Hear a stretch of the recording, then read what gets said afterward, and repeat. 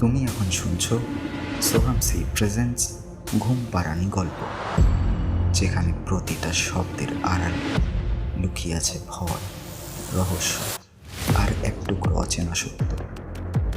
তাহলে আর অপেক্ষা কিসের?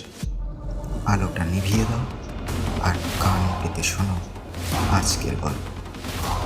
সোহম চৌধুরীর লেখা ভূত চতুর্দশী, শুধুমাত্র ঘুম পাড়ানি গল্পতে। এই লক্ষ্মী পুজোর পরপরই প্রতিটা বছর সময়টা কি দারুণ জমে উঠত। পুরো বন্ধুদের গ্রুপটা মিলে রুদ্রদের বাড়ির কালী পুজোর তোড়জোড়ে মেতে থাকতো। কিন্তু আজ রুদ্র এখানে আর থাকে না, আর সেই যৌবনও নেই। নানু, সমর, মনীষ, বিট্টু সবাই এখন নিজের নিজের জীবনে অত্যন্ত ব্যস্ত। এসব কথা ভাবতে ভাবতেই হোয়াটসঅ্যাপে স্টোরি চেক করছিল শুভ্র। রুদ্র তার নতুন রিসর্টের কিছু স্টোরি দিয়েছে। বেশ সাজানো গোছানো ছিমছাম জায়গা, সুইমিং পুলও আছে। রুদ্র তাকে অনেকবারই বলেছে তার সূর্যমণির বিচ রিসর্টটায় একবার ঘুরে যেতে, কিন্তু এই ব্যস্ততার মাঝে যেটুকু সময় সে পায় এতদিন পর্যন্ত মায়ের দেখাশোনা করেই কেটে যেত। কিন্তু এখন আর মাও নেই, তাই সময় যেন আর কাটতে চায় না। রুদ্র স্টোরি রিপ্লাই দিয়ে শুভ্র লেখে, কিরে ভাই, কি খবর? দারুণ একখানা রিসর্ট বানিয়েছিস তো। হ্যাঁ রে, এই কিছু ইনভেস্টমেন্ট পেলাম, সেই দিয়েই জঙ্গলের মাঝে আধুনিকতার সৃষ্টি করলাম আর কি। চলে আয় এবার একদিন, ওড়িশার ম্যানগ্রোভ ফরেস্ট দেখাবো। মনে আছে ছোটবেলায় এই সময়টা আমরা কতটা এক্সাইটেড থাকতাম তোদের বাড়ির পুজো নিয়ে? হ্যাঁ, সে আর মনে থাকবে না? সে কত মজা সবাই মিলে। হ্যাঁ, সেসব দিন আলাদাই ছিল।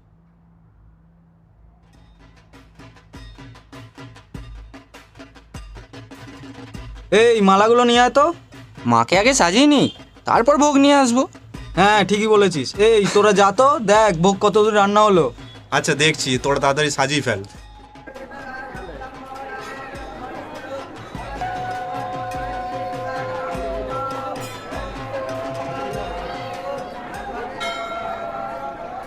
ভালোই ভালোই পুজোটা মিটে গেল বল। এবার যতক্ষণ না সূর্য উঠছে জমিয়ে আড্ডা মারবো। এই তানিয়া, একটা মায়ের গান শুরু করতো, সেই কতদিন তোর গান শুনি না। আচ্ছা বাবা, আমি গাইবো, তবে তোদেরও গাইতে হবে কিন্তু। হ্যাঁ হ্যাঁ ঠিক আছে, শুরু কর। কালের নামে দাও রে বেড়া, ফসলে তছরূপ হবে না। কালের নামে দাও রে বেড়া, ফসলে তছরূপ হবে না। সে যে মুক্ত কিসের শক্ত বেড়া, তার কাছেতে জম ঘেঁষি না। এবার রিসর্টে প্রথমবার পুজো করছি বুঝলি, পারলে চলে আয়। বাহ, সে তো দারুণ ব্যাপার। ভালোই হলো, ছোটবেলাটা আবার একবার ফিরে পাওয়া যাবে। ব্যাস তাহলে আর কি, 20 তারিখ পুজো, সেদিন সকালেই চলে আয়। তাদের কথা মতো 19 তারিখের করমণ্ডল এক্সপ্রেসের একটা তৎকাল টিকিট কেটে নেয় শুভ্র। টিকিটের ডিটেলসটা টেক্সট করে দেয় রুদ্রকে। সময় মতো দুপুর দুপুর করে পৌঁছেও যায় শালিমার স্টেশনে। 3:10 ট্রেন। ট্রেনে উঠে বই পড়ার বাতিক শুভ্রর অনেক দিনকার। এবারেও তার ব্যতিক্রম হলো না। সঙ্গে একখানা নতুন কেনা বই ছিল বটে, তবুও স্টেশনে একখানা বুক স্টল খুঁজতে থাকে, যদি মনের মতো কোনো একটা বই পাওয়া যায়। আসলে বই পড়ার চেয়ে বই কেনার বাতিকটাই বেশি। আজকাল বইটই পড়ে না নাকি কেউ? একটাও তো বুক স্টল নেই। কি হলো মানুষগুলোর? বইতে এত অরুচি কেন? কি দাদা ওভাবে কি দেখছেন? কি লাগবে, কি দরকার আমাকে বলেন। বই বই কিতাব আছে, রাখেন। দাদা খাবার রাখি, বই রেখে কি করব? ধ্যাত্তেরি কি, এই জন্যই দেশটার এই অবস্থা। এই বলে বিরক্ত হয়ে হনহন করে হাঁটতে হাঁটতে এটু কামরার দিকে এগিয়ে গেল সে। একবার অ্যানাউন্স হলো, যাত্রীগণ দয়া করে শুনবেন, গাড়ির সংখ্যা 191002 শালিমার থেকে চেন্নাইগামী করমণ্ডল এক্সপ্রেস 3:10 1 নম্বর প্ল্যাটফর্ম থেকে রওনা দেবে। ঘড়িতে সময়টা একবার দেখে নিল শুভ্র। 3টে বাজতে এখনো 10 মিনিট বাকি। হাতে কিছুটা সময় আছে। ট্রেনে উঠে দেখে সেকেন্ড এসি কামরা প্রায় খালি। তার সিট নম্বর 19, সাইড লোয়ার। একটাই পিঠের ব্যাগ এনেছে, সেটাকে সিটে নামিয়ে রেখে একটা দীর্ঘশ্বাস ফেলে ধূপ করে সিটের ওপর শরীরটা এলিয়ে দেয় শুভ্র। খুব অদ্ভুত একটা শান্তি অনুভব করে সে। বোতল পানি, বোতল পানি, পানি বোতল। স্যার পানি লাগবে নাকি? একদম ঠান্ডা, নিয়ে নিন। ট্রেন কিন্তু সেই খড়গপুরে দাঁড়াবে, তার আগে জল পাবেননি। না না, জল লাগবে না, আছে। এ পানি বোতল, বোতল পানি, পানি বোতল। আবার অ্যানাউন্স হলো, করমণ্ডল এক্সপ্রেস 1 নম্বর প্ল্যাটফর্ম থেকে তার নির্দিষ্ট সময়ে রওনা দেবে। শুভ্র খুব উৎসুক হয়ে জানালা দিয়ে বাইরে তাকালো। কতদিন পর আবার সেই ঝিকঝিক আওয়াজ, ট্রেনের বাঁশির শব্দ, ঘটাংঘট করে লাইন চেঞ্জ করার শব্দ, আর ব্রেক কষলেই সেই হাইড্রোলিকের গন্ধ। আহা, গন্ধটা যদিও পাবে না, কিন্তু বাকি সব কিছুই তাকে আবার নতুন করে জীবনী শক্তি প্রদান করবে। ট্রেনের বাঁশি বেজে উঠল।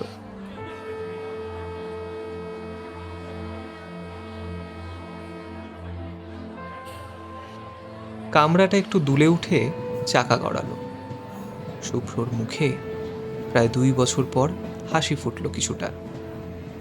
ট্রেনটা স্টেশন ছেড়ে বেরিয়ে যেতে যেতে শুভ্রর মধ্যে ইনজেক্ট করে দিচ্ছিল তার হারিয়ে যাওয়া জীবনী শক্তি।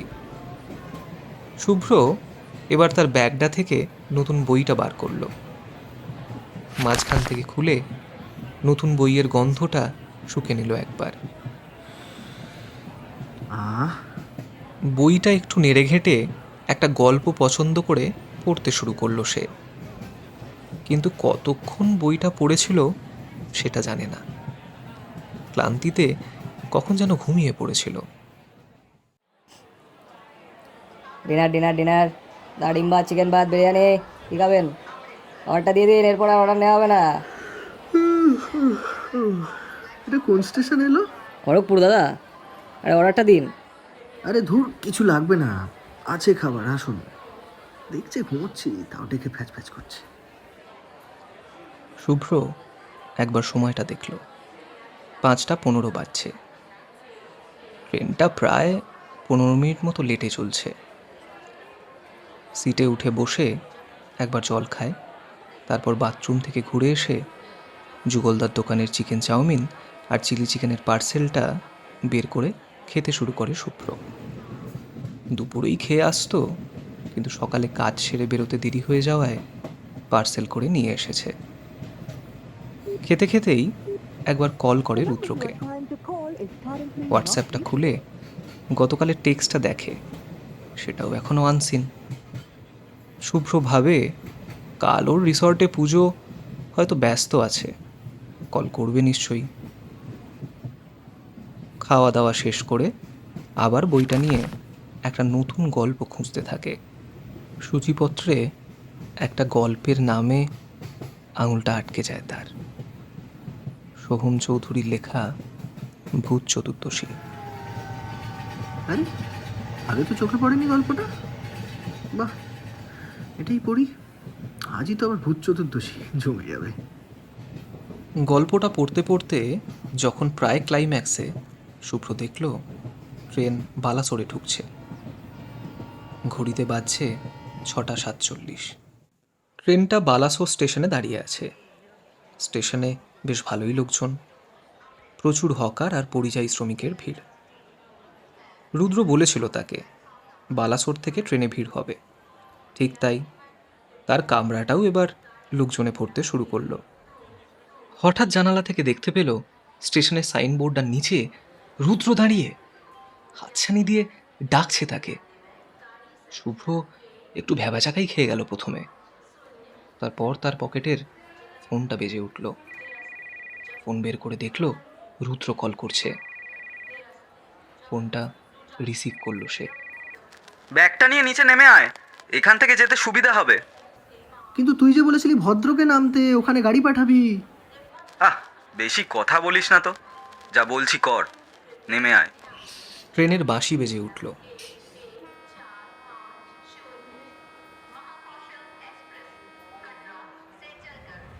শুভ্র তাড়াতাড়ি ব্যাগটা কাঁধে নিয়ে বইটা হাতে করে দৌড়ে দরজার দিকে যেতে লাগলো।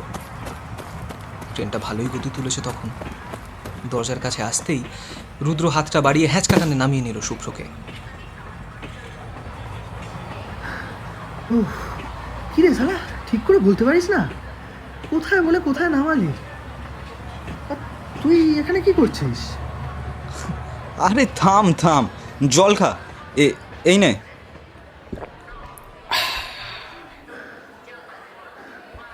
দূর শালা, এভাবে পারা যায়? ওহ, এক একটা কাণ্ড করিস বটে। আর তোর জামাটা এরকম ভিজে কেন? এদিকে বৃষ্টি বৃষ্টি হচ্ছে নাকি? আরে ওসব ছাড়। যাকে বল, এবারে প্ল্যানটা কি? আরে আপাতত কোনো প্ল্যান নেই। এখান থেকে রিসর্ট পর্যন্ত তোকে একাই যেতে হবে।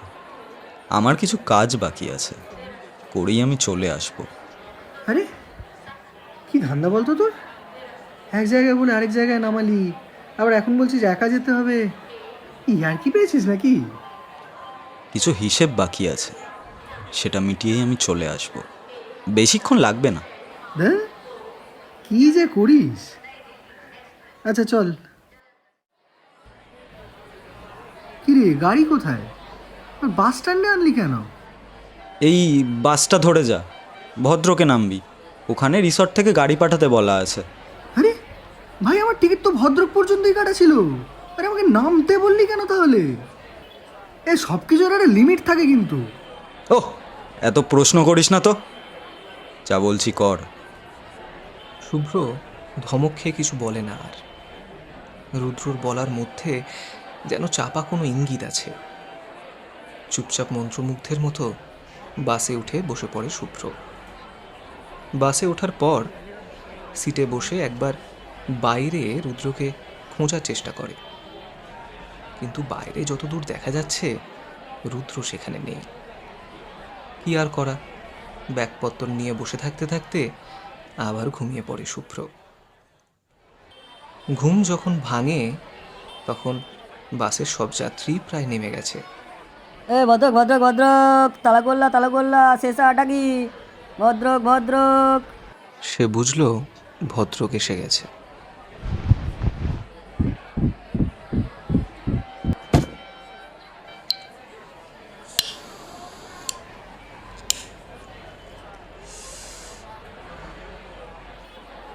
ঝক্কি মিটলো। শুভ্র লক্ষ্য করল সামনেই দুজন লোক কথা বলছে। अरे तुमने न्यूज़ देखा? अरे करमंडल एक्सप्रेस का एक्सीडेंट हो गया है। बहानगा बाजार करके एक इलाका है ना, वहाँ पर बहुत सारे लोग का स्पॉट डेड हो गया है। কথাটা শুনেই আঁতকে উঠল শুভ্র। সে কি ভয়ানক! কিছুক্ষণ আগেই সে ছিল ট্রেনটায়। জ্বলন্ত সিগারেটটা ঠোঁট থেকে খসে পড়ল তার। কাঁপা হাতে ফোনটা বের করে লাইভ নিউজ চালালো সে। আপনারা দেখছেন 12:30 ঘন্টা। আমি আপনাদের সঙ্গে ঘণ্টাখানেক ঘুমন। এই মুহূর্তের অত্যন্ত মর্মান্তিক একটি ঘটনার খবর। আজ দুপুর 3:10 শালিমার থেকে চেন্নাইগামী করমণ্ডল এক্সপ্রেসের অ্যাক্সিডেন্ট হয়েছে বাহানাগা বাজার স্টেশনের কাছাকাছি। তার লাইভ আপনারা এখন দেখতে পাচ্ছেন স্ক্রিনে। আমরা সরাসরি চলে যাব আমাদের প্রতিনিধি রাজশ্রী চক্রবর্তীর কাছে। হাত পা কাঁপতে থাকে শুভ্রর। কেমন যেন অসুস্থ বোধ করছে সে। মাথাটা কেমন যেন ভারী হয়ে আসছে তার। শরীরটা এক্ষুনি যেন মাটিতে লুটিয়ে পড়বে। এমন সময় একটা মাঝবয়সী লোক এসে তাকে ডেকে বলল, বাবু, আপনি কলকাতা থেকে এসেছেন তো? আমি রুদ্রবাবুর রিসর্টে ড্রাইভার কাম কেয়ারটেকার। আসেন, বাবু গাড়ি পাঠতে দেশেন। শুভ্র তখন আর কিছু বলার মতো অবস্থায় ছিল না। ব্যাগটা ড্রাইভারের হাতে দিয়ে ইশারাতে গাড়ির দিকে যেতে বলে। কোনো রকমে গাড়িতে উঠে শরীরটাকে এলিয়ে দেয় সে।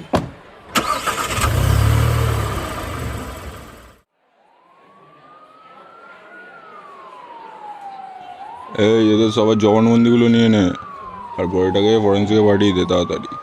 আর ওই যে মালটাকে পাওয়া যাচ্ছে না, একটু খোঁজ খবর নে। বাবু আসেন, রিসর্টে এসে গেছি। হ্যাঁ হ্যাঁ রিসর্ট, হ্যাঁ রিসর্টে। আচ্ছা আসছি আমি আসছি।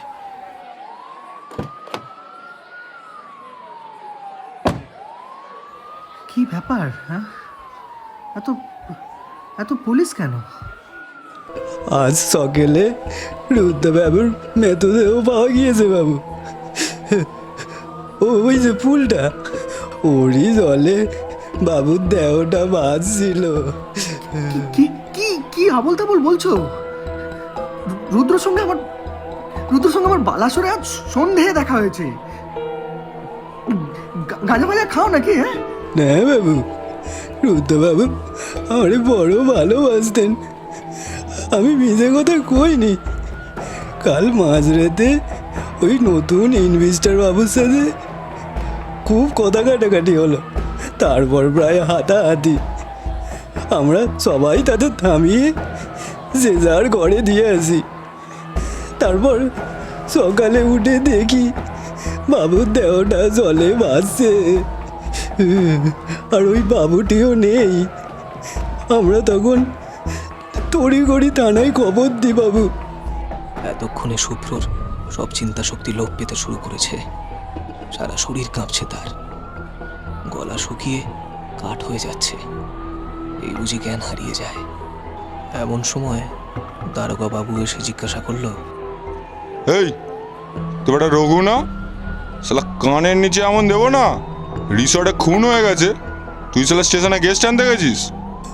আগে বাবু বলেছিলেন ওনার ছোটবেলার বন্ধু আসবেন, তাই এবারে প্রথম বছর কালী পুজোয় অনেক মজা হবে। তাদের ছোটবেলার কালী পুজোর গপ্প বলেছিলেন। ওনাকে আনতে গেছিলাম দারোগা বাবু। ধুস শালা, কে আবার কল করে? Hello hello sir, Balasore police station থেকে বলছি। আপনারা যে গাড়িটা খুঁজছিলেন সেটা আমাদের এলাকা থেকে আটক করেছি, কিন্তু কি আবার? মালটাকে ধরে রাখুন, আমি লোক পাঠাচ্ছি। স্যার যিনি গাড়ি চালাচ্ছিলেন উনি আর বেঁচে নেই। চোখ মুখ দেখে মনে হচ্ছে খুব ভয় পেয়ে হাতিটাকে মারা গেছে। চোখ দুটো ঠিকরে বেরিয়ে এসেছে একদম। স্ট্রেঞ্জ। শুভ্রর কানে বাইরের কোনো শব্দ আসছে না। চুপ করে বসে আছে সে চেয়ারে। চারিদিকে এত লোকজনের কোলাহল, কিন্তু তার কানে একটাই কণ্ঠ ফিসফিস করে যাচ্ছে, হিসেব বন্ধু, হিসেব বাকি রেখে চলে যাওয়া যায় না। যেটা তুই করিস আমি আছি। ওই দেখ, মা এসে গেছেন। মুক্ত কেশি, চতুর্ভুজা, নরমুণ্ড মালিনী, খড়গ হস্তে, বিশাল বদনা, লৌহ জীবায় ভয়ঙ্করী, তবু সেই ভয়ঙ্কর রূপের আড়ালে লুকিয়ে আছে অসীম মমতা। তিনি ধ্বংসের মাধ্যমে অশুভের বিনাশ করেন, অন্যায় ও সত্যকে রক্ষা করেন। তার পায়ের নিচে শায়িত বাবা মহাদেব, কারণ শক্তি ছাড়া চেতনা স্থির নয়। মা কালী হলেন সময়ের রূপ, জীবন ও মৃত্যু মধ্যবর্তী এক চিরন্তন শক্তি, যিনি ভয় নয়, মুক্তি দেন তার সন্তানদের।